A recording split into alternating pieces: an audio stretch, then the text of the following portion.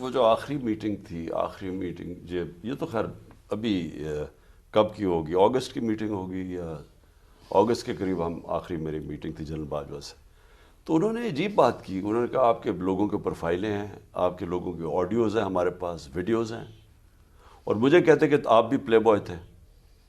میں نے کہا میں تھا، میں نے تو کبھی نہیں کہا کہ میں کوئی فرشتہ تھا، میں تو ایک گناہ گار آدمی تھا. تو اللہ کا قرآن میں وہ کہتا ہے میں جب چاہوں کسی کو سیدھے راستے پہ لے ہوں، رحمان اور رحیم ہے. لیکن میں نے سوال کیا، میں نے کہا کیا ہماری ایجنسیز کا یہ کام ہے کہ لوگوں کی بلیک میل کرنے کے لیے ان کے اوپر فائلیں بنائے جائیں تاکہ ان کو کنٹرول کر سکیں؟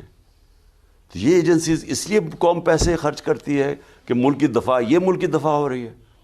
تو تب بھی میں سمجھا کہ دیکھیں ان کا جو سوچ ہے نا، وہ ایک ہمیں ہٹانے کے لیے جیسے ہمیں ہٹایا، اس کے بعد جب انہوں نے دیکھا کہ پبلک ان لوگوں کو مسترد کر گیا. میرے ساتھ پبلک اس لیے آئی کہ ان تینوں کی شکلیں دیکھ کے تو لوگوں کے اندر ایک غصہ آیا، لوگ جان گئے تھے ان لوگوں کو. تو اس وجہ سے ہماری اتنی مقبولیت ہونی شروع ہو گئی. تو جب جنرل باجوہ کو بھی یہ پتہ چلا تو ان کو ریورس کر لینی چاہیے تھی.